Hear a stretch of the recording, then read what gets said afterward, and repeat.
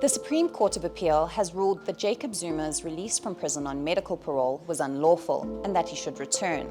But what happens next will be up to the National Commissioner of Correctional Services.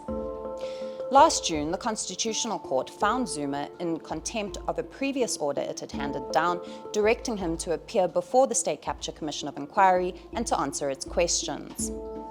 He was sentenced to 15 months behind bars, but 2 months after reporting to prison to start serving his sentence, the department announced he had been released on medical parole. It subsequently emerged, though, that then Commissioner Arthur Fraser had taken the decision despite the Medical Parole Advisory Board having recommended against it. And last December, the Pretoria High Court found he had acted unlawfully, this on the back of various cases brought by different organizations. The Commissioner and Zuma both took the decision on appeal, though, and today the SCA handed down its ruling, in the main dismissing the appeal with costs. Essentially, the Correctional Services Act sets out 3 requirements for an inmate to be released on medical parole. These include that he must be suffering from a terminal disease or be physically incapacitated, that the risk of reoffending must be low, and that there must be appropriate arrangements in place for his release. The SCA agreed with the High Court that the question of whether the first of these requirements had been met was for the board to decide. And it further agreed that only if the board's recommendation was positive was the Commissioner then required to make a call on the remaining requirements.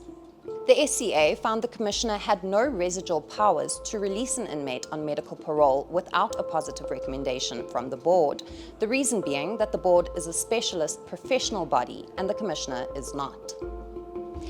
Over and above this, the SCA, like the High Court, also found that on his own version, the Commissioner's decision was unlawful because he took into account irrelevant factors.